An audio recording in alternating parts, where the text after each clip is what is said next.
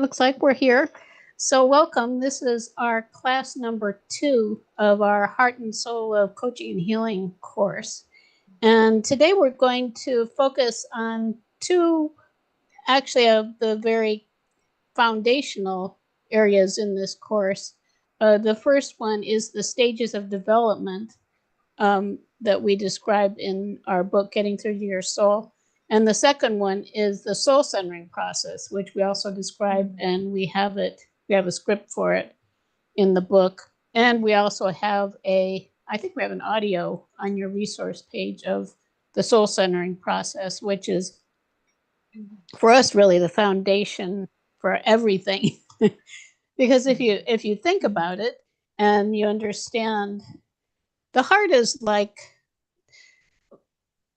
well, it's where your truth is, because this is where you're connected with Source, with God, however you want to describe it, the Creator. You're a creator because the Creator resides in you. That's kind of the way I like to say it.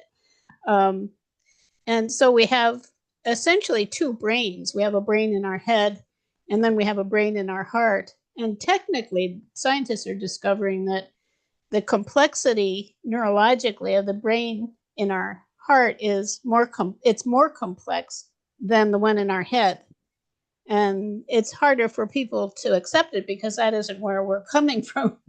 Obviously, a very heart-centered place, but it's where we're going. I think that that's becoming clearer and clearer. And for us, it's really the heart of our mission is playing some part in helping to create a more loving world where people are open to their hearts and are getting truth from that place. So it's very meaningful to me. I'll be talking a little bit more about my story and how I got to where I am now, because soul centering was probably one of the biggest changes I experienced in my life. And it's also, I think it's true for countless other people too by now, with all the people we've had in our courses and clients and people who have participated through our publications and books. That's one of the things I feel really good about, is helping people to make that connection. Because how many people want to have a stronger sense of knowing too, of intuition, of understanding what's true for them? And how many just don't know? It's actually a pretty simple secret. I see Marcia. I know we're coming from the same place. It's not as well known even now, I don't think, as I'd like it to be. And when we actually discovered it, I was thinking about it earlier, I'd say back in the 20th century. Now it's so long ago, but for me, it's funny because we go way back. Anyhow, I'm excited about having the opportunity to share all of this with you, and we'll see where it goes. I also want to mention, before I go any further, that I will be available for after hours. And just remember that if you have questions or something you want to talk about that there isn't time for in the class, and there is just very limited time, and really for us just to talk. But after hours, there is really no limit. I mean, there is in a way. I don't want to be up all night, but it's much more, it's relaxed, and I can really give time to your questions. Okay, so with that, I generally ask if there's anything someone wants to ask at the beginning of the class. So is there anything that you want to ask right now? Anything that just can't wait to ask? Okay, we'll just continue on then. I did want to say a couple of things about the classes. I'm sure Philip talked with you about it last week too. You'll always get the most from the class if you study the material ahead of time. And I think we pretty much outline what we are presenting. But if you don't have time to do that, don't feel that you can't attend, because you'll still get a lot from it. It's just that if you have both, you're going to get a lot more. And of course, at some point, whether it's before or after, you'll probably have an opportunity to go through that material. And part of that is we do discuss things that obviously that are in the materials in the classes, but we also go beyond what you would learn by studying the books and audios and all the different things. If we didn't, there'd probably be no reason for us to be here. So you also receive, assuming that Philip teaches and I do the lab or vice versa, you get to hear from both of us each time, and you get to experience how we do processes differently, because everybody does processes differently. And ultimately, for yourself, what you want to do is to find what works for you. You know, the way, the language you would use that feels natural to you, etc. And so that's where it's going. We do use scripts though, and we do provide step-by-step instructions. And I highly recommend starting there, especially with the stages and processes. If you say, well, I've done it this way, and you continue doing it that way, you won't have an opportunity to find out what the benefits are of doing it the way that we suggest, and then finding how then you would customize it for what you're doing. Because obviously we all work with different people if we're working with others, and have our own approaches to things, and bring more to it. All of us come with a unique background, and many of the people who take our programs have taken other modalities, studied other modalities, and blend them in together, which is what you want to do. Okay, so with that, as an overview, I wanted to start because we want to bring our energy together. I generally start with just a moment, a very brief amount of time of centering ourselves just by breathing and bringing our energy into our bodies. You'll have to excuse my raspy throat. I don't know. I don't know where that came from. Okay, so if you want to close your eyes, if you're in a place where you can do that and you're comfortable, you might want to just close your eyes for a moment and just breathe in the most wonderful love and light from the universe around you. Whatever feels best to you. You can ask for joy, gratitude, whatever. Just breathing in positive, wonderful, high vibration energy.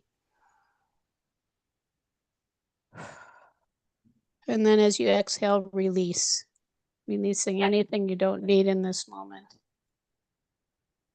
If you haven't ever tried it, it is remarkable how just taking a few breaths like this, intentional and nice, nurturing breaths, it can really make a big difference. So if you feel like you're in a momentum or just are not feeling kind of frazzled or whatever it is, just stop and breathe. And of course, we'll take this a lot further. And then just noticing your body, yourself being in your body, and us being here together. I think one of the things that we assume when we're together is that we're all here bringing love and also supporting healings that people have. So we're wanting to create this loving environment that we can all be in. That's nurturing and nourishing and also activating for us spiritually. Okay, so with that, we're ready to go into the material now. And I wanted to also begin by noticing your energy now, because we'll be doing some processing, or we'll be doing the soul centering process and just discussing things that might lift your spirits a little bit. So I'm going to share 3 areas, and you can write down between 1 and 10 where you are on each one, because we'll do before and after. So the first one is where you are on a continuum between separation and connectedness. So separation is 0, like it's completely disconnected, and then connectedness is 10. So it's a continuum. So where do you feel you are? And then the second one is the same thing, the continuum between fear, or which fear, there are different ways. Some say the emotions, fear is like an overview. All of the emotions boil down to fear, the restrictive emotions. So fear or stress or anxiety or anything like that, between that and just being in a place of loving presence. With that, loving presence would be 10. And then your energy level, one of the measurements that we take that we consider to be important when you're evaluating different things, and you'll see how we do it, is between very low energy, like no energy, I don't have any energy today, would be 0, and vibrantly alive is 10. Like just, I have so much energy and feel so great, I'm a 10. And of course, these are always just good things to look at if you want to kind of evaluate where you are, if you're wanting to bring yourself into some kind of balance. I think it's really, it's helpful to have an assessment of yourself.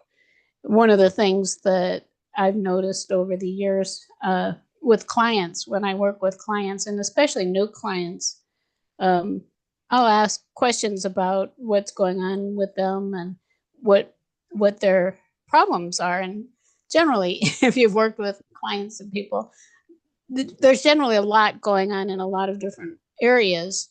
And one of the things that I've noticed, probably there are 2 or 3 things that are most noticeable to me as being the central problem that they're having right at that moment. And the biggest one probably is that they are not centered. In other words, they're not here in the moment, and definitely not connected with their truth.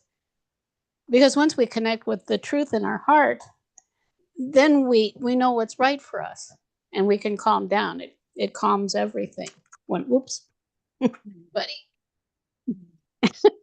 I was telling him he couldn't be on my lap, and he's insisting now. So I guess I'll just have to keep him here for a little bit. Anyhow, I think that that's really telling. And of course, as I mentioned, when you know how to get into a state where you're centered in your heart, it can change your life just dramatically, everything. So we're looking at that, and along with that, the spiritual journey. So this course is really all arranged according to stages in the spiritual journey, understanding where people are and why people are so different, which I think it's really obvious or clear. It's becoming very clear now with all of the turmoil that's happening in society. So with that, it's I think it's really wonderful. We're in a wonderful time. It was when we started, actually, and it was back in the 80s and 90s and maybe even a little earlier than that, that we started. And a lot of things were very esoteric. Like if you talked about stages of spiritual development or spiritual activations, those kinds of things, they used to actually, in years before, they were actually secrets that were hidden in closed groups, preparing for a time when humanity would be ready to connect with a higher plane of reality, which is what we're doing. You know, the time is here. And you may have a different understanding, but the way that I look at it is we are preparing to move into a higher dimension of reality. And so we're being also supported in that. So in I think ways that happen that are greater than ever before. And one way that we are supported, which we're going to be exploring a little bit today, and Philip will be talking about it more, and we're going to incorporate into this whole course. And it's optional. We never, we're not trying to force anything on anybody.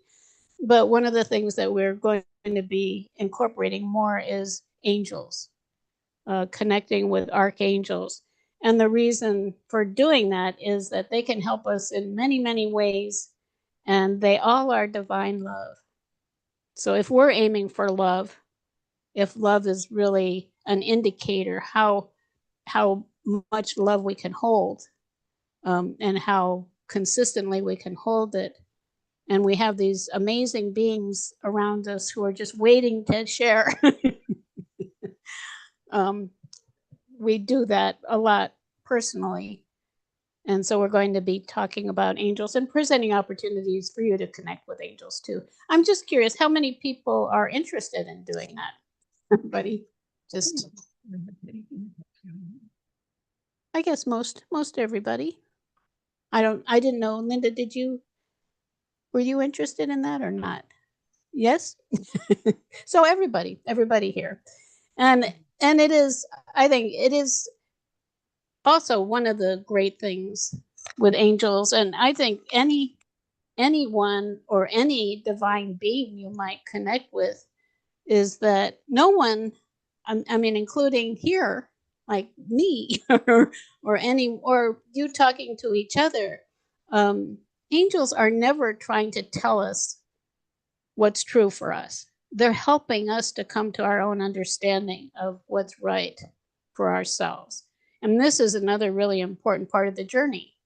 And they just will support us in any way that they can, of discovering ourselves, who we really are, why we're here. You know, those big questions: who we are, why we're here, where we're going.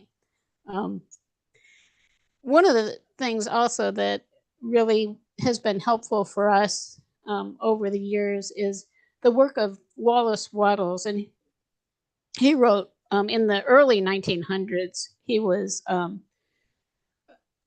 ahead of his time, and he wrote two books that are well known. I think there probably are a couple more. The one that I enjoy the most it's called The Science of Being Great, and it's about really helping people to understand that what I was saying earlier, you are a creator because the creator resides in you. And because we tend to underestimate who we really are. And the way that we're seeing it and the way that we're presenting it here is that we're all magnificent spiritual beings who are here for a reason. And one of the main reasons is to discover ourselves, to discover what that means, that we're much more than we understand now. So it's a beautiful journey. And he described the change that we're going through to a shift from what he called the competitive plane, which you can understand that's where we are here, very competitive, dog eat dog kind of stuff, to the creative plane, where we're all here as creators. And it is a reality that's ruled largely by fear to one that is love, that is related to love. So those are, I think, very simple measurements of also that dimensional shift. And things really are opening up. It's been wonderful to see that over the years. Some of the things that were really far out in the 1980s, if you go back that far, people in society generally, there was no acceptance of the idea that what you eat has anything to do with your health. And it's hard to even imagine that. But it shows things do change. And in spite of all of the craziness right now, which I feel is here as for our learning, things are improving. In other words, I think in general, well, just what I'm talking about, heart science, it is a science now. There's scientific evidence. It barely was recognized when we first were doing what we're doing here. So I think it's exciting, and I would think it's likely that you're being guided to be part of this process of awakening that's happening on the planet. I think most of our students are, and feel that it has meaning for you. And if so, you're in the right place. If you're interested in the techniques and just that too, it's fine. But I think we tend to have people who are ready to connect with that magnificent soul in them and enter into what we call, and we just wrote a book about it, the next new frontier for humanity, which is a more expansive reality where we consider angels and masters and elemental spirits. All of these things are part of our daily lives. They can be. They're here. We're just not here with them. So that's kind of the overview. And of course, Philip provided kind of an introduction with the heart focus, which is a beautiful process. I think that is really great to do for yourself and also with others, with clients and such. やりましょうか。ね。どう熱くない Somebody, oh, it's Pauline. Yeah. Pauline, you're not muted. Sorry, ごめん。Yeah. Okay, thanks. 自動ってどこでしょう Let me see. Maybe, let me see if I can mute you. 停止の反対側でしょこれでしょいいかな Well, I'm not able to mute her. I don't know why. There. Okay. Finally. Okay. So I wanted now to talk a little bit about how our spiritual activations that we share in the Soul Book and that are the basis of this course, how that came about. We actually started teaching programs like this, but obviously not as advanced, in the 1990s, earlier in the 1990s. And so we had opportunities because we would have people around us for a year or sometimes longer if they wanted to repeat the course. And one of the things that I've always enjoyed is watching people grow. And of course, I was also an architect earlier in life. And I had a lot of experiences because I was in management of, there were people I worked with and I could see everyone's growing. You know, we're all having experiences that are causing us to change. And of course, if we can do it more consciously, then we have opportunities for that to happen more quickly. But we're all on this journey. And so by the end of the 90s, we were developing a lot of different things with healing, et cetera, at that point. And we had also explored a lot of different systems that describe the spiritual journey, the stages that people go through.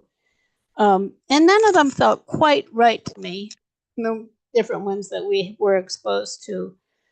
So we decided that we would come up with our own and see if we defined what we were seeing for ourselves, what that would be. So we wrote them down and moved them around to get them in the order that felt right. And we ended up with 7. And then it was interesting because then we realized that they were related to the 7 chakras. And this itself is not a new idea because we looked it up then. It was before we could go to Google. But I think we somehow looked up and we found that there were, I guess the internet was just starting. So there was internet. Anyhow, we realized that actually is in some Eastern traditions that people view the journey to be start at the base and move up, which makes sense. You know, so you start physical, emotional, mental, spiritual, then you have higher physical, higher emotional, higher mental, and the higher spiritual, moving up higher above that. So we had the 7 activations or stages. And over the years since then, we wrote the book on it. And it was interesting when we realized that it related to the energy system in that way, because we realized it's built into us. You know, the energy centers, they are evolving and opening. And so within us, there's an innate understanding of the process that we're going through. Although it does also help, I think, to, to have some prompts of what might help a person to understand it better and make it go more smoothly. Because each of the stages has with it lessons, specific things that a person is needing to understand to move through it. And then there's generally a large influx of energy and information, why it's called an activation or an initiation often at the end of each stage. And then you move to the next one. And that's not to say that you're only focusing on one of the energy centers, because there's always activity in all of them. It just happens, it's just the one that is more of a primary focus for your growth at a particular time. And I'll be explaining each one, so you'll get a better sense of that. So again, with all of it, and I did want to show you, when I look over here, I'm looking, I have two monitors. So I'm looking because I'm going to show you, we have in the book something we call the continuums of change. And in the Getting Through to Your Soul, it's on page 18. So that continuum, okay, are you seeing it? It's odd because I don't get to see what you see, which is very strange. But so I'm looking again at my other monitor. So it goes like your relationship with the soul. From early stages, the ego is mostly in charge, the wounded ego. So people are deeply wounded. And then we get to where the soul is more in charge. Energy field from darkness, and for very little light, being able to hold very little light or aliveness, to a lightness and a large energy field that's very expansive. Conscious awareness, mostly unconscious at the beginning, to mostly conscious. And of course, it's a long journey to get to mostly conscious, I think. Love, from being highly judgmental to shifting into a place of more acceptance and experiencing divine love, just loving everyone and everything. I don't need to go through the whole thing, but I think it's interesting if you see that we're in many ways we're going through these shifts in awareness. Another one, power. I like that. False external power. So people actually in the initial stages start by relying primarily on people or sources that they see as being their source of truth, because they don't have a source of truth inside. So it might be a political party, and you can see with our political parties, for those in the United States, how people sometimes they rely completely, their truth is whatever's true for the party, right? Or a religious group, or it could be a cult, some kind of cultural group. It could be something having to do with heritage, like I'm Italian and we always do things this way, kind of, that kind of thing. And then, so we're going from that false sense of external power to true inner power, internal power. Power, in other words, truth and power that come from within.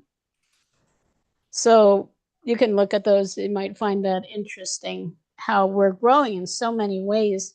And I think when you start to understand it, you can see why it is that people are so different.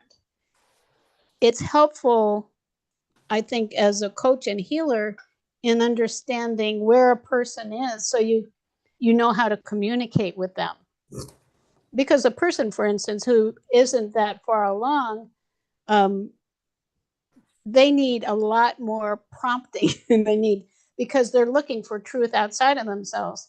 And you're not wanting to give it to them, but you need to help them much more and have things be much more direct than actually what we're teaching here. Because people who come to us, I think people would not come to us if they weren't further along on the journey and really understanding that they're looking to connect more with the truth within. So, just let me, I can stop that share. Are there any questions or comments about that? Hi, Deborah. Good to see you. Okay, we'll just continue on then. So we have the 7 activations or stages, and in the soul book, Getting Through to Your Soul, we have a nice chart of them. I actually didn't bring that up so you could see it, but the way that we, I guess, labeled them is a little different than what we labeled in the manual. In this is section 13, I guess, page 7. We'll be going through them, which is a little bit more down to earth and maybe easier for people to understand. So they're basically saying the same thing. They're just labeled a little bit differently. And of course, going back to Wallace Wattles, what we're talking about with the stages 2 is that transition from the competitive plane to the creative plane, and really viewing oneself more as a creator. And of course, ultimately co-creating with God or with Source, however you would look at that. Another thing that I'll discuss a little bit when we get into the stages more too is, and I didn't realize it quite at first, I think that's one of the things that's so interesting about life, is that we come to deeper and deeper understandings of things as we go along. I now see how clearly it also relates to brain development. Like when I was talking about how some people view the power to be outside themselves, they really have not developed the capacity for deep thinking yet. So if you try to communicate in that way, there's no one home. And and I'm sure we've all had that experience. And I'm also not saying any of this to suggest that a person at one stage is better than a person at another stage. We're all here to evolve and grow, and we are where we are. And we're all equally magnificent. Actually, we're just in different stages of recognizing it. So I think that, to me, understanding those stages and actually having that map to share with clients too, and just to understand people in general and how to connect with people, that's part of, I think, the coaching part of what we're teaching here too, is or just plain old communication, is how you can communicate with people where they are. Because it's not, when we're working with clients and students, for sure, we're wanting to communicate where they are, not where we are. And I've always considered it interesting, since we have focused obviously on teaching for these many years.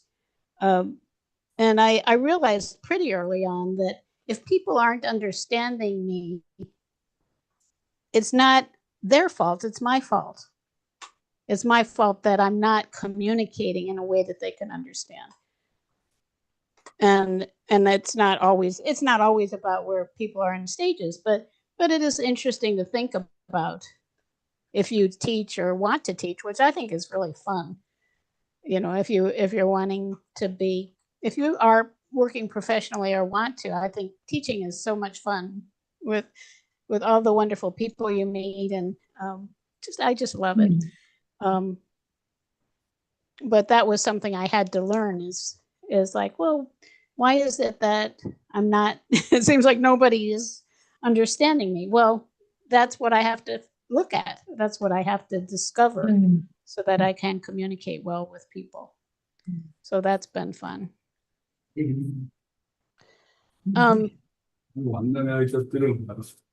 Looks like where is Pauline? I have to mute her again. I can try. Pauline, you're not muted, and I'm having a hard time. Sorry. I can't mute you, and you're talking, and I think your husband's talking too. So in the background.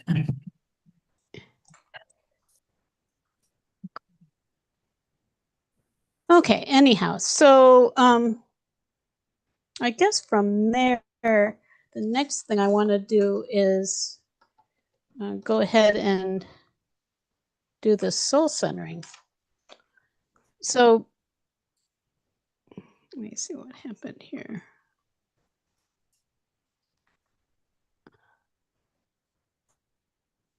I'm going to do a couple things that are different from the script.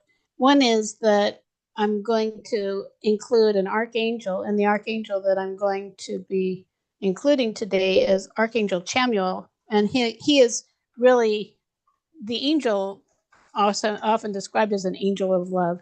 I have a description here: angel of love, and sometimes called the eyes of God, and he is connected with the fourth chakra and the color pink.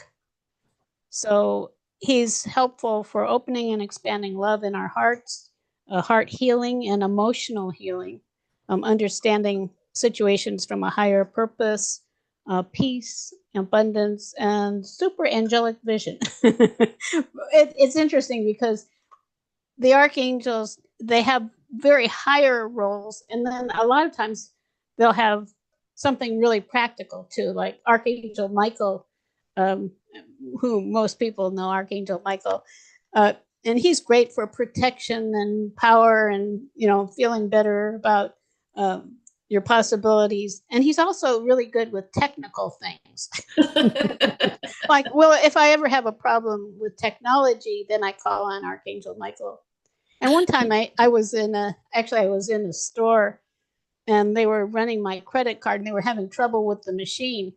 And I was standing there, and they were trying and trying. It went on for about 5 minutes. And then I thought in my mind, I'm just going to call on Archangel Michael to make the technology work. And within 30 seconds, she got it to run. So anyhow, Archangel Chamuel is also supposed to be good for finding lost objects. If you ever need help with that. I just think that's kind of interesting. If you research something, you might come across that they all seem to have some kind of little little skill that's really practical, in addition to these amazing divine love kinds of things. So okay, so I'm going to include Archangel Chamuel, and I'm also going to do the soul centering the way that I do it myself, which is a little different from the script. The script is good. I think I've just developed this way of doing it, and one of the things that I start out with, which you'll notice, is just clearing your field. In other words, clearing any energy that might be interrupting and bringing your own energy back, because it does bring you more into your body. And I think it's great for soul centering, for connecting with that truth in your heart. It also is really helpful with clients, because if you can do that with a client first, any healing that you do beyond that is going to be able to go deeper, because you're not trying to get through as much static to get to, kind of, you'd say, the heart of the heart of the matter. And technically, love is the greatest healer too. So it is, the heart is deep, has a real clear connection with healing. Okay, any comments, questions, anything before we do the soul centering? Okay. Quiet group. But I'm going to ask you if you want to share after we do it. So see where that goes. So you can start again by closing your eyes. And again, breathing in the most beautiful light and love from the universe. As you inhale, nice, beautiful breaths, full, rich breaths, and then releasing with the exhale. So you're breathing in light and love.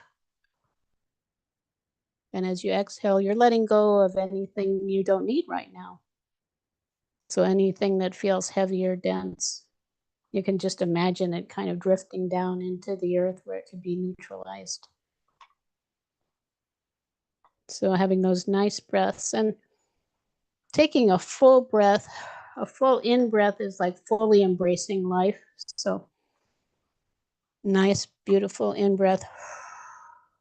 And then full out breath signifies a full release. So you're fully embracing in life and fully releasing those things that you don't need. And you'd probably notice some people breathe very shallowly. So learning to take beautiful, and I just think they're beautiful, full, rich breaths. Just being embraced by this breathing. And then asking with your intention, which is very powerful, just asking any energy that is not your own to leave your space now. And just sending it back wherever it came from other people, other places, other times. Just asking it to go back where it came from with love. And sometimes we might feel like other people are interfering with our energy. Even if that's the case, you want to send it back with love. And then similarly, we leave bits of our own energy in other times with other people and in other places. So you can just ask any of that energy that can come back to you to bring it back now. And then be aware of how you're feeling. And I generally feel with this that I feel more present in my body after doing that and more relaxed. And then also you can ask that energy to go into your brain, your mind, just allowing it to let go a little bit. I like to ask my brain to just let go of all of the questions and thoughts for now, because you can comment, the rational mind can comment afterwards. Right now we're wanting to be in the experience of this process. So all of the parts of us have a time and place. I just imagine the thoughts kind of drifting off like in little cartoon bubbles sometimes. And if there are thoughts going through your head, it's not a matter of resisting, just let them flow through. And then breathing in more love. Focusing now on breathing love into your heart. And in the heart, we have a threefold flame of light, which is very dim in most people. And the flame, the three parts of the flame are power, love, and wisdom. So when you're breathing light into your heart, you're fueling the flame, you could say. So the flame, you might feel like it becomes brighter, like there's a brighter light in your heart. It just you feel more energy there. And sometimes I find actually right now my hand is on my heart. You can even tap a few times right in the center of your chest to activate that light. And then imagine as it becomes brighter that you can allow it to radiate out from your heart. So you can feel it in all of the cells of your body, that love from your heart.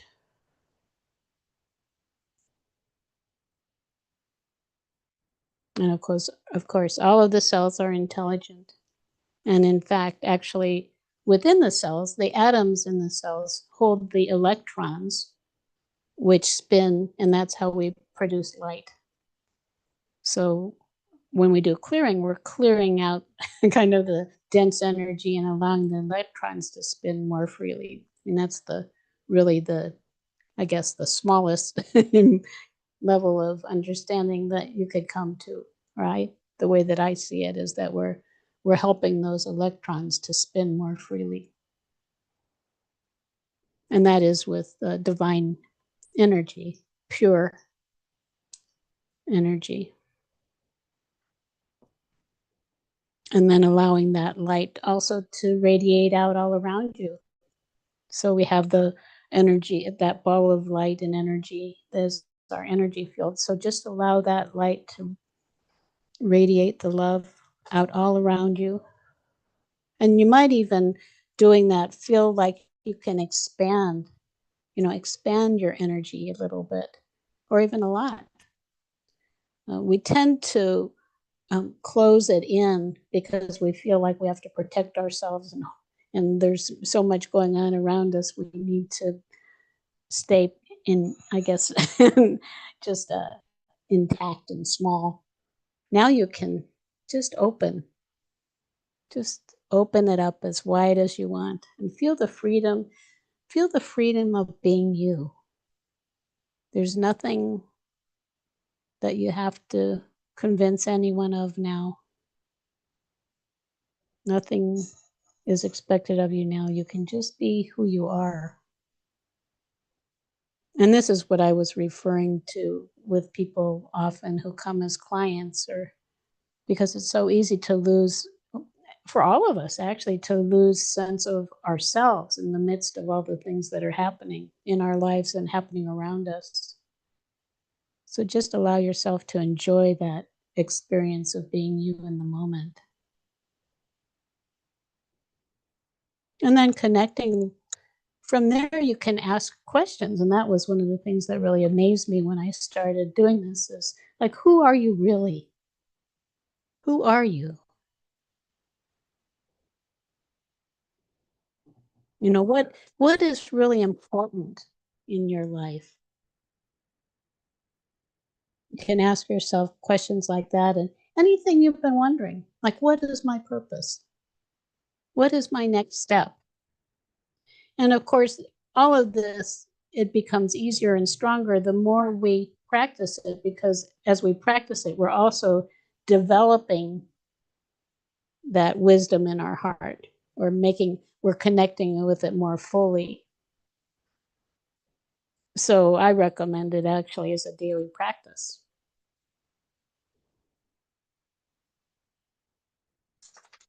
And then, of course, when we close, we're going to close now. Just taking a moment. If you've asked for any insights. Oh, I forgot to invite Archangel Chamuel to join us. We can do that now. So I want to invite Archangel Chamuel to join us. We could invite him at the beginning, but this is good too. And if you're not accustomed to working with angels, it's all intention and having actually a pure intention, because they don't relate to egos. They relate to soul presence. They relate to what's true in us. And just ask Archangel Chamuel to bless us with divine love.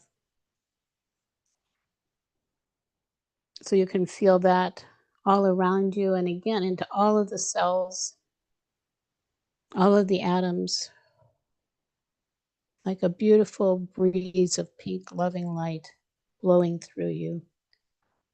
And that, it can be clearing too.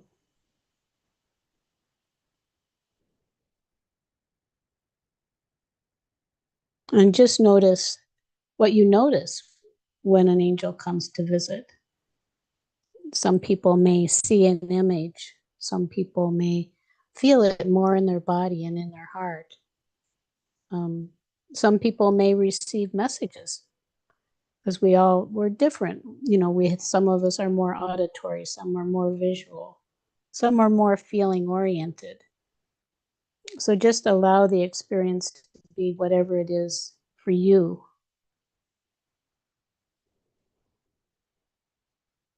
And ask him also, maybe before we close, if he has a gift for you.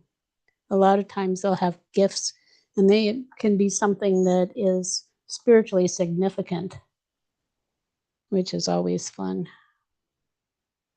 And just whatever it is, whatever seems to be coming through, let it be. And if you're not getting anything, then that's fine too.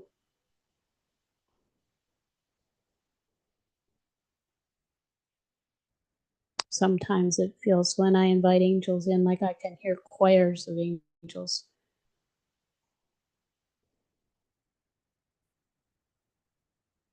And it just feels really peaceful and loving. And that's another thing with his energy, is that that's how it is, very peaceful and loving and serene.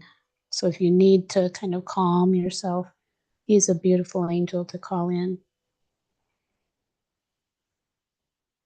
another part of it is I always end with expressing gratitude for their presence. And something that I questioned at first, but that I do now, is I always tell them I love them. And it's interesting because at first I didn't think, well, why should they care? But they do. They do care. And they do recognize you individually and uniquely. So I want to thank Archangel Chamuel for being with us. And now we're going to prepare to come back to our normal waking states, which is really a shift in in how our brains are operating. So you can just imagine and intend to be breathing in more active energy now.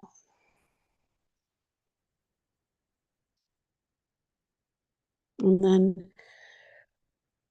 focusing on being in your body, grounded to the earth. I always like to imagine my feet connected to the earth.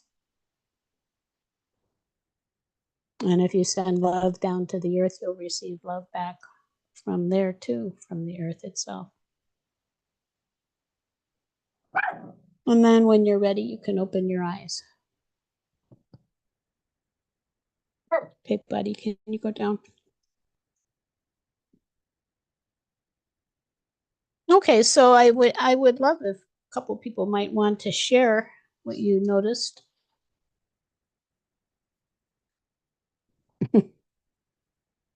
Anyone want to share? Deborah, you're glowing. Do you have a window in front of you or something? I have Marcia, the oh. challenge. What is her lovely name had? I am in front of a window. Oh, right. I'm trying to think now. Oh, I can't remember, but Name. Tomorrow. Right. Marcia, did you want to share?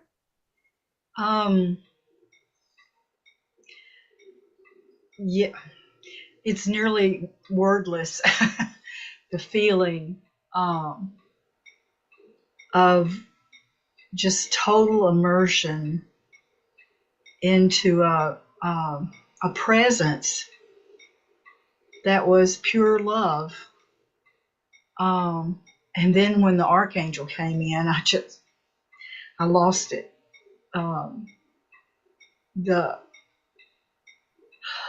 I could see being hugged by the wings. Mm-hmm. And it was like I didn't have skin anymore. It was beyond. The energy was beyond the skin. Mm-hmm. And it was important to say, I love you, Archangel Chamuel. It was. Mm-hmm. I could feel a smile.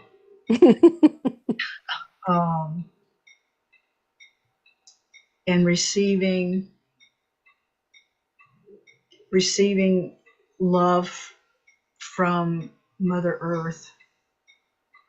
Mm-hmm. I've been working lately with the Divine Feminine, and yes, that is very important. Mm-hmm. Well, and it also, to me, it's amazing because that's one of those things too. Whenever I send love down to Mother Earth, I always feel it coming back. Always. Yeah. And that's a thing with the angels too. Even when you think about them, they're present. So if you're wondering, well, are they here yet? It's instant.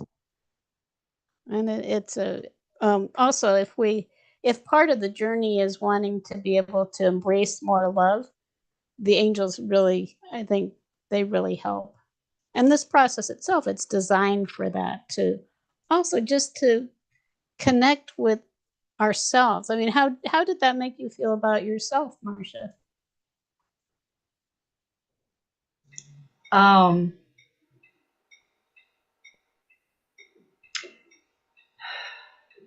Pure. I I guess I'm like everybody. I have this critic inside. Mm-hmm. No, we all do. And, I yes, think. and it was like, let it go. It's okay. You're a beloved being incorporating as a divine presence. And yes, you're 100% human, and it's okay. I, it's all I can. Mhm. It's Right. all it's the experience of being here on planet Earth is not a test. It's an opportunity, and I get it going as a Mhm. test a lot of times. Mhm. And I did Right. that wrong, but it's just an opportunity Mhm. for growth. Right. Right. And it's interesting with the angels. You know, I like I said, I wondered if I was worthy, and I've had that with a lot of different things that have happened to me over the years. Um, they don't judge us. In fact, they see the divine in us more than we do. So, yeah, yeah, beautiful. So for everyone else, I don't know, Marcia, if you'd want to, did you write down those three things, the numbers, when we started? Yes, I did. Would you like to share what I'd like to go through them? I'd like everybody um, to reevaluate it. And I'm curious if you'd like to share. You don't have to, Marcia, but if you want Well, to. and we had done an entering. Yeah, we Uh, just did a little centering. there's a little centering at the first, Right. so I got into it, and the separation, the connectedness. It took me from my daily grind into myself, and I measured it an Just 8 at that point. when we started. Yeah, Yeah. I Well, just that's how effective went. that could be too. Yeah, I just went. Right. So where are you now? Oh golly, I'm 10 plus, I guess. Right. Yeah, it's well, at least a 9.5. Mhm. Well, you can be 10 plus. It's Yeah, okay. okay. And Fear the to love. fear to love. I mean, these are crazy times, and I can get if I don't watch the news. What I need to know comes to me, and I got more coming to me than I want to know. Right. And that if I don't stay in the groundedness, I can get into fear, and I can't operate there. I cannot be Mhm. of service there. So Right. um, after that centering, I was at a 9. It took me. Yeah. I forgot about the junk of the. Just forgot about it, and yes, I remembered. I remembered that I am. Well, I that's great. Yeah. How about low energy to vibrantly alive? um. I guess I was at a 6, Mm-hmm. and now, blissed out at least a 9. Mm-hmm. Yeah, wonderful. This, by the way, is our other dog. We have a Oh, duo. different way. It's a little girl. This is a girl. The other one was our boy, and this is her name is Foxy. Oh, You'll probably be seeing her too. You have to get down, sweetie. There you go. Anyone else? Oh, thank you, Marcia. By the way, thank you for all that sharing. That was beautiful. Anyone else want to share?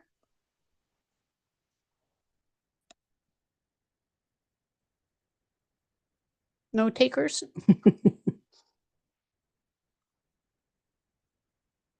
Well, I was feeling pretty good when I started, and I feel better than I than I did before too. I think well, just focusing on connecting with that love in your heart, and then of course the angels. It always is beneficial, and of course then you do feel more accepting and peaceful about who you are, and all of those things come together. I think. I feel the difference, such a difference, Jane, Oh, good. between, the everyday and then getting to that place. But it's not so comfortable now because I go straight there, and there's this part of me that wants to let go, surrender, and I feel I worry that I'm going to fall asleep and fall down like I did Mm-hmm. before, and had that concussion. Mm-hmm. There's a kind of fine line between having tension and not having tension. So Mm-hmm. that's where it's at for me. Yeah. Yeah. I'm Well, that's feeling. an unusual situation. Yeah. But it's very, this place more and more I'm being drawn to the Mm-hmm. higher place because, Mm-hmm. it feels so comfortable and it's natural, really. Mm-hmm. But I guess there's resistance with that. Mm-hmm. So, Right. Yeah. Yeah. And of course, we're here also for healing. So we'll be mm, going into that too.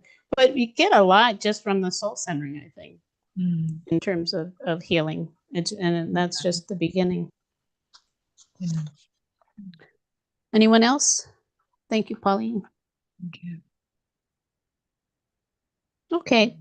So the next thing that I wanted to talk about is the 7 stages. And like I mentioned, we have it, excuse me, both in the manual and in the Getting Through to Your Soul book. So in the book, we have this, it actually is, we have descriptions of stages all through the book, but there's a kind of a chart that is on pages 46 and 47.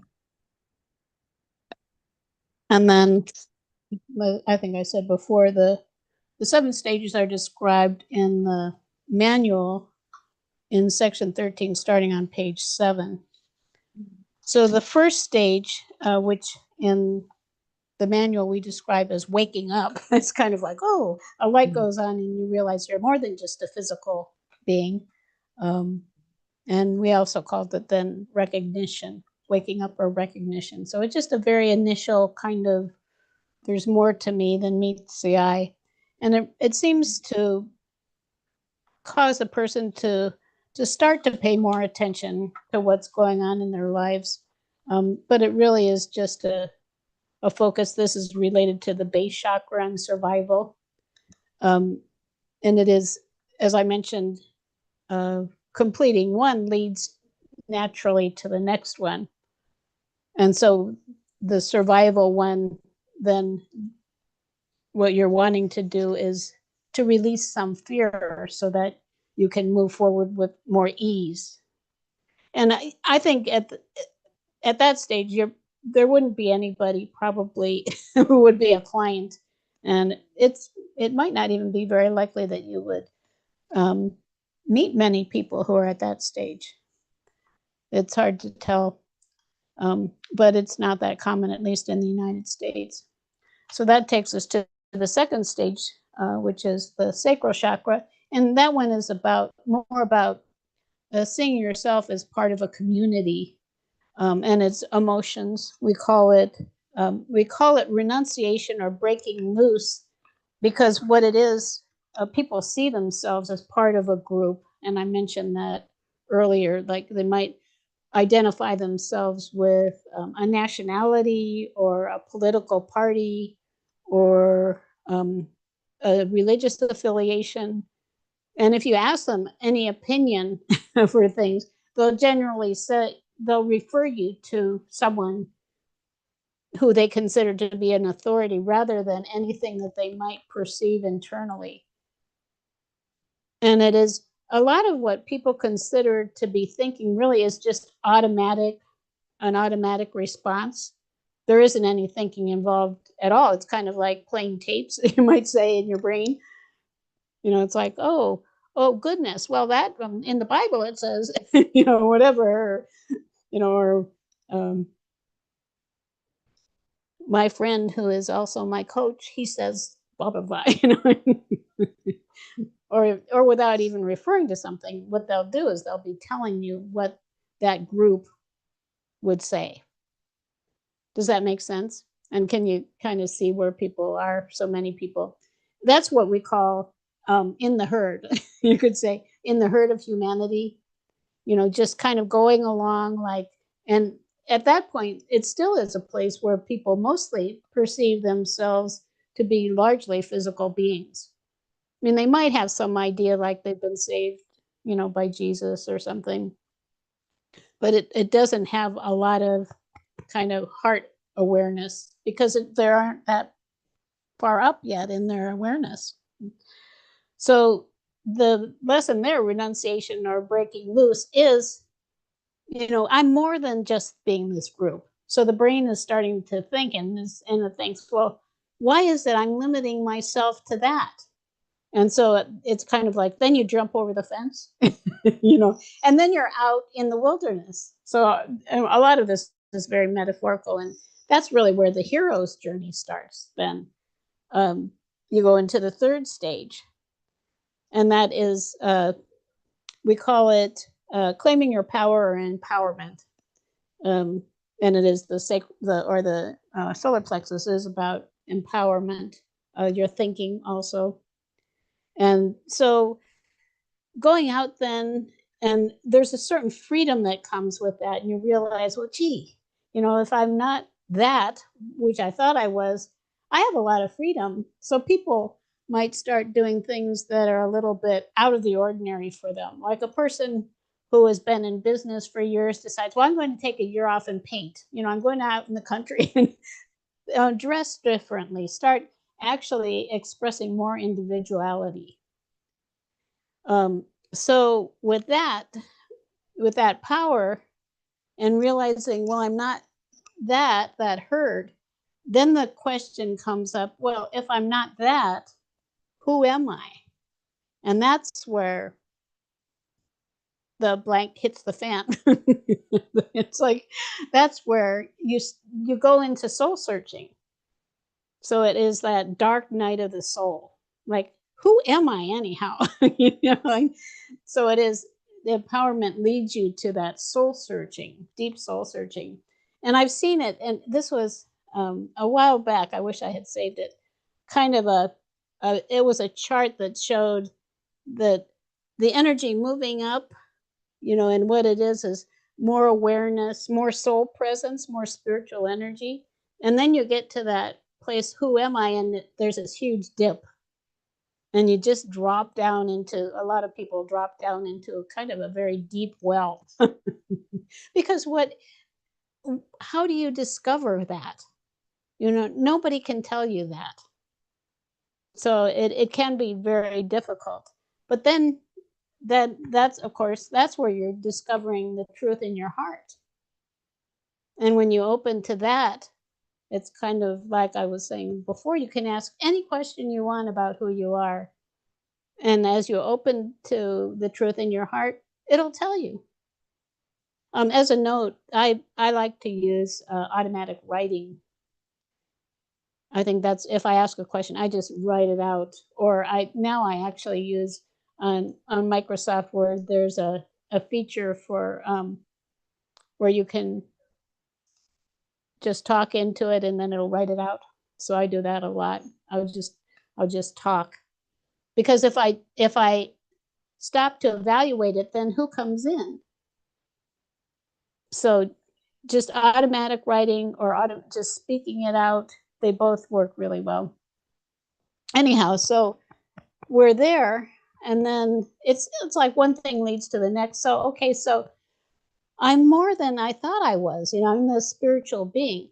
And I think another thing, the way that I understand it, if you say like those continuums from ego to soul, that where you're mostly ego at the beginning and then you get, so you're mostly soul at some point, the heart is where it tips. It's the tipping point.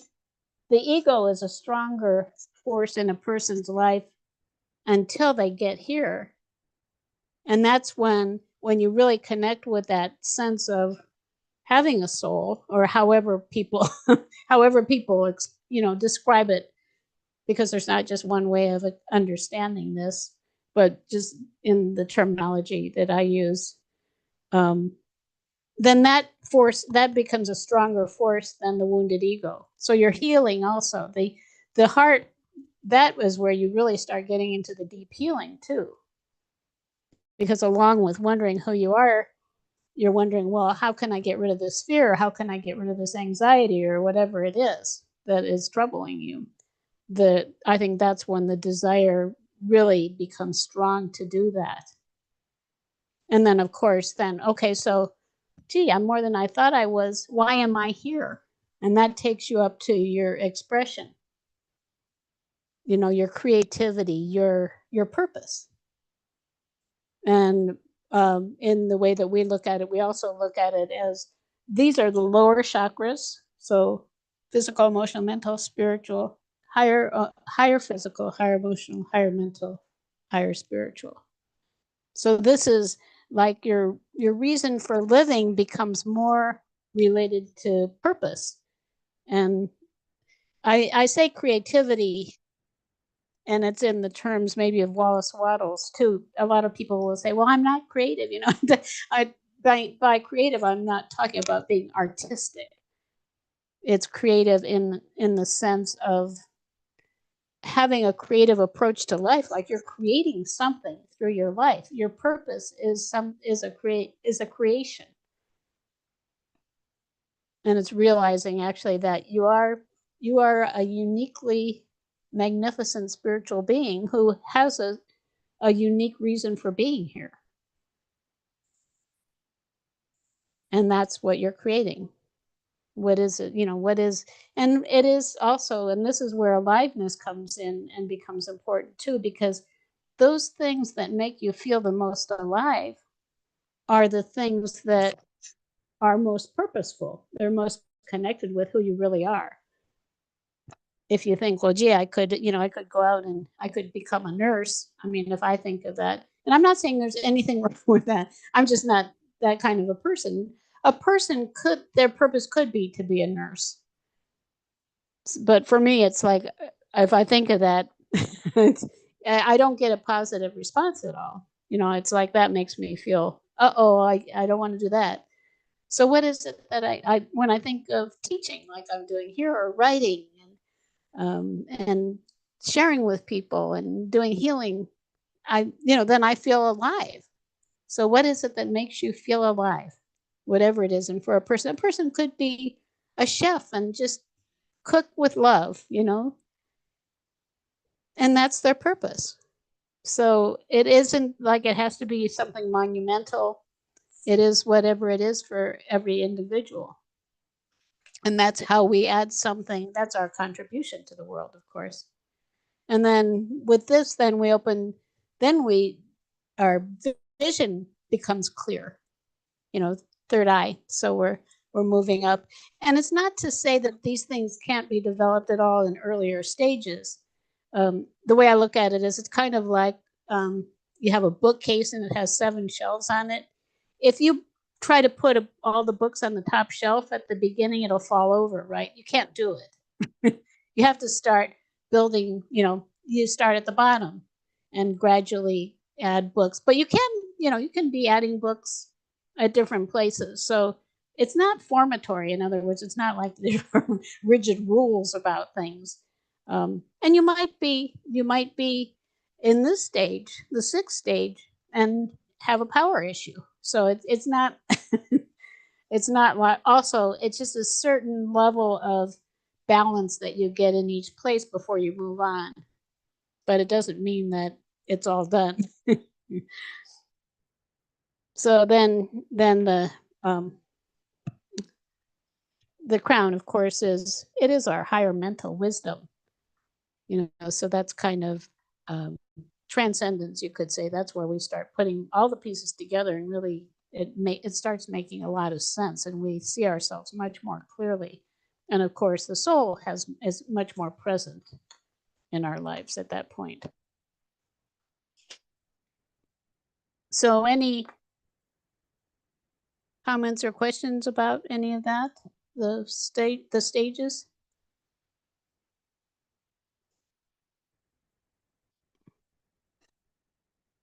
Nothing? Did you enjoy it? Yeah, I think it's something also over time that you understand more, like everything, at at a deeper level. I think there just are. There is a lot going on in each of those stages.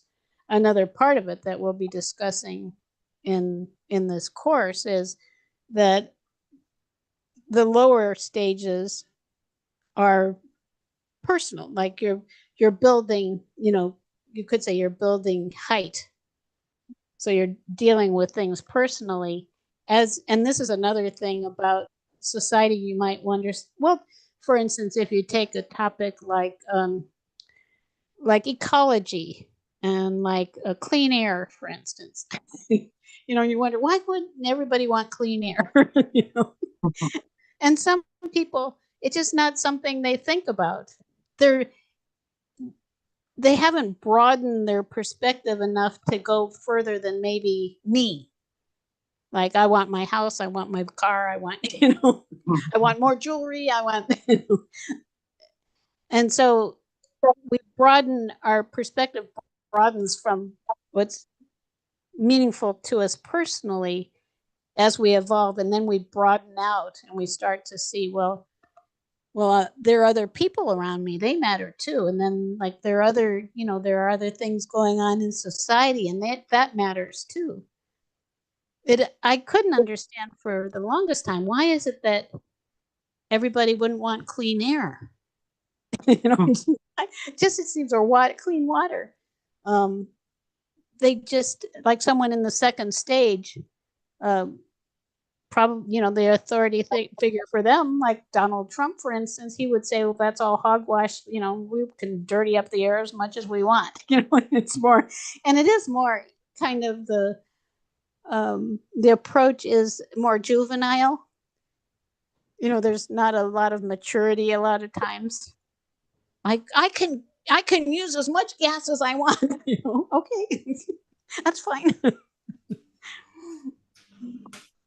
So the more you think about it, the more sense it makes.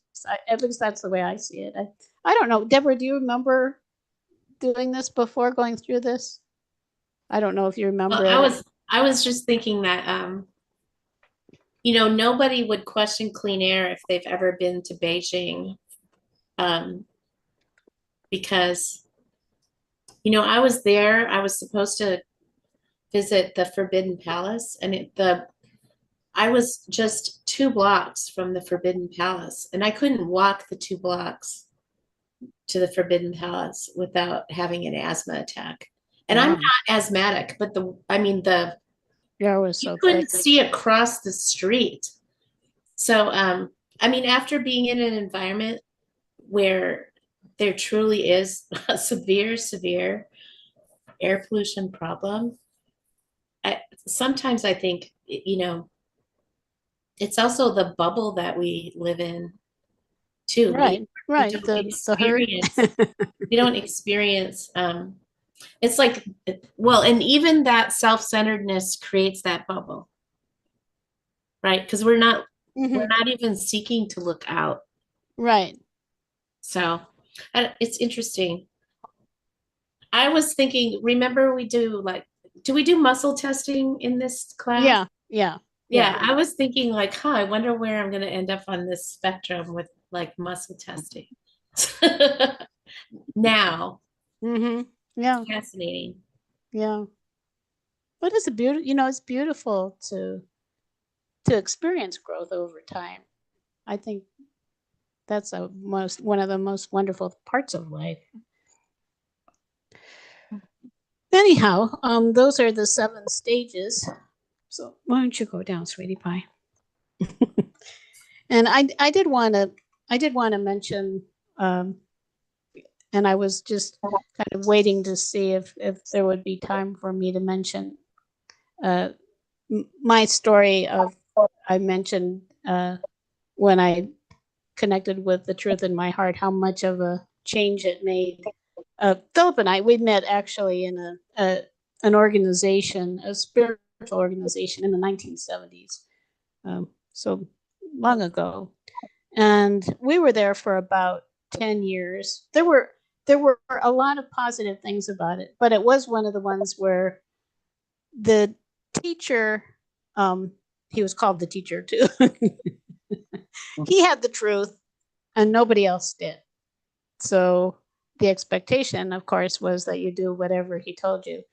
And there were a lot of things like that. And they, they also thought they were the chosen ones. And Philip and I, we were some of the people, and it's like, do people actually believe this stuff? We didn't believe it. Of course, we left. And it was also when you leave, then they shun you. So I even got a sorry you died card from one of them. So anyhow, so we left because we wanted to seek our own truth. And this was 1985. And it took 4 years for us to find before we came across the soul centering process. And there were people who would teach intuition and talk about intuition. We would take classes and things, and people would, and it's fairly common. I don't know how common it is now, but it was then. It's like, oh, your intuition, it's kind of like you kind of just feel over here, and then just this very vague kind of teaching, and I never knew. But then we came across a couple who were spiritual teachers, a man and a woman, and many of the things, actually, some of the things that we teach even in this course, we learned from them. Like we teach the 7 levels of healing, which actually goes through understanding what's happening at every level, which relates to the 7 layers of the energy field. Those kinds of things we learned from them. And the focus, the foundation of what they taught was soul centering. So I learned how to do soul centering, and they gave me an audio tape of it. And I'd get up, I was working as an architect then, and I'd get up every morning and I'd listen to the audio, and then I'd start writing questions and getting answers. And within a week, I was a different person.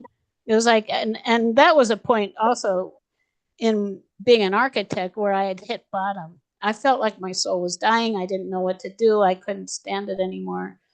And I just had no idea where I could go from there. And then I came across soul centering, and from that time, then I would get up like 15 minutes early to do the soul centering, which was fine. And in fact, I couldn't wait to get up in the morning. And I'm still that way. I've been that way ever since. I get up, sometimes I'll get up at 4 or 5 in the morning, and I just love it. It's so peaceful, and I just can't wait. I feel like a child, like, oh, I'm awake, here I am, another day. And I think that's what we're here for, is to feel alive. But I mentioned that because I wanted to also emphasize the value of doing the soul centering.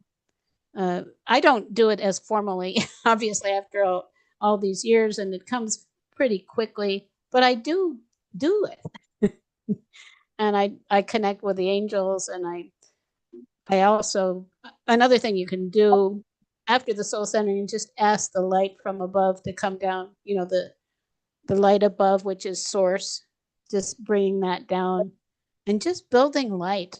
You want to keep building light. But I just highly recommend, and 10 minutes even. Well, I know, Marcia, you said even just that little bit of breathing we did made a difference. So just 10 or 15 minutes of devoted time for that every day can change a life. So that's something, you may be doing something like that now.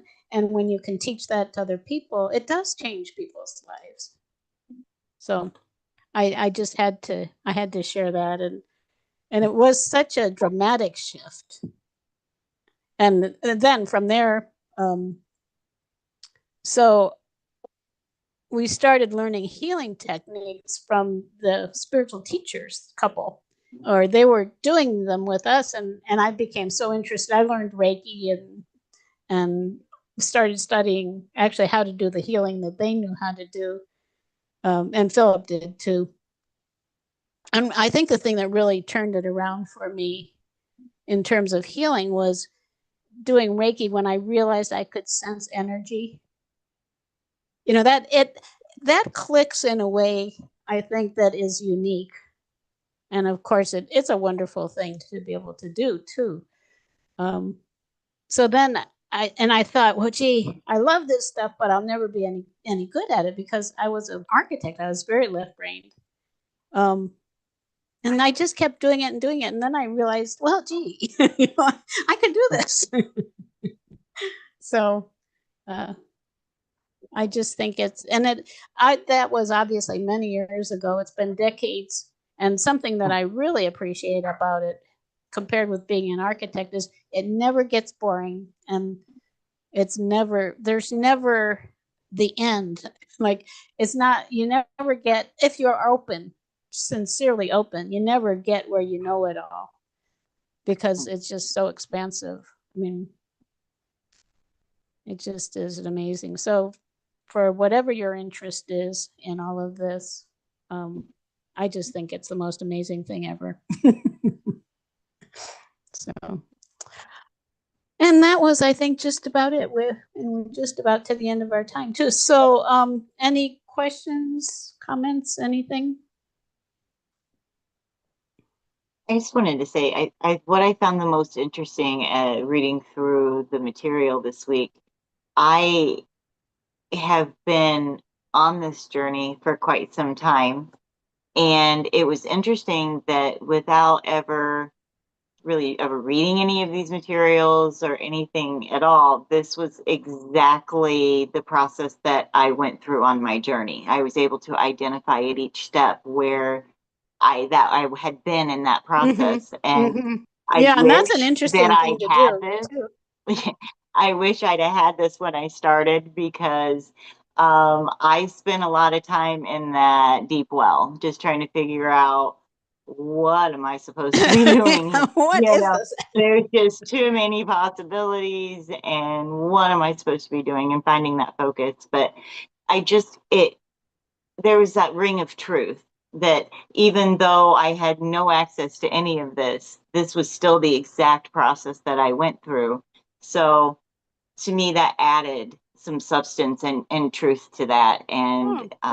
Thank you. and a lot of the material, I told my friend, it's almost like I'm remembering it. I'm not learning it. It's like I'm remembering it. It feels so very familiar to me. Yeah. So Well, it I is just built wanted into to us if share you're that. intuitive at all. Yeah, That's the and thing. Another am. thing I love is that the whole journey is built into us. Yeah. Yeah. Well, thank you, Ina. Yeah, thank you. I'm glad that You're welcome. it resonated, and it is Thank you. fun to identify where you were when, or all those kinds of things. Right. Yeah. Yeah. Anybody else? Anything? Marcia, hi. I'm glad you said at one point that it's not linear. We're at the spiritual community I'm with, we're looking a lot at the spiral dynamics and how we'll do this, and then we'll go back down. Oh, here we go. Oh, here we go again. You know, we're always moving. And Right. it is never, like Anna said, it's never an arrival. And you said we don't arrive. If we do, Right. we're not here. It's always a journey, and enjoy the ride, you know? Right. Yeah. One thing I would say, what you were saying about how you spiral up and then you drop. I think one way of identifying how you're, maybe if a person is in the 5th stage compared with the 3rd stage or whatever it is, and you drop, there's more presence to recover with. Yes. Yes. So I think that's how you can distinguish it. And I think all of us who've been on a journey know that well, gee, I don't get stuck for days anymore, Right, or whatever it is. If I forget myself, it's not like I'm not gone all day. And true, true, true. so it is that soul presence is still, you can see that strengthening over time. And then things do throw it off, but we come back faster. And another thing I've noticed doing healing is, I'm just trying to think how to say this. When I'm working with people, some people, they have a lot more to bring to it. And you can sense that, like a person who's in one of the lower stages, and they're not as interested in healing anyhow, I think, other than just, like I've got a spider addiction, or I'm afraid of spiders and I want to get rid of it, things that are just much more on that level. But I think it's so beautiful when you can feel that depth of spirit that's coming from a person as they're healing. It's beautiful. Yeah. Yeah, it's a wonderful, wonderful journey. Okay, anyone else? We're probably close to, or I guess we're just about out of time. Ending on a high note. I feel like we are anyhow, but anyone want to share just something little that maybe whatever you enjoyed most, something you enjoyed? Maybe one person. Pauline, do you want to share? You're talking, I can't hear you because you're muted. It's a bit like Ina had said. I've been working on myself for decades, and when I look back at these 7 stages, I can see, I've been in these 7 stages. I'm still How you've evolved. how I've evolved, and that feels very good. That feels very wonderful. Yeah, it is. That experience, even though it's not easy, it doesn't mean easy, but what it's bringing me now, that's the gift of it, I guess. And Right. still ongoing. Right. It's a whole different world. It's what beyond the 3rd dimension. It's kind of like I could never have understood that. Well, even now it seems to me amazing, but that's where we're going. Humanity's moving, not forward into that higher realm of consciousness. Right. Yeah. Yeah. Thank you. Yeah. Okay. Well, Philip will be with you on Thursday and practicing the soul centering. As I mentioned, the script is a great place to start. You can also play, if you like the way that I did it, you can play that over. Anyhow, we will be using the soul centering a lot in this course. So have a wonderful week, and I expect to see everybody again next week. I'll be back. I'll be back. Thank you. Bye-bye. Thank you. Bye-bye. Thank you, everybody. Angels rock, Yeah, they're just amazing. Thank you. Here. Okay. Thank you, Jane.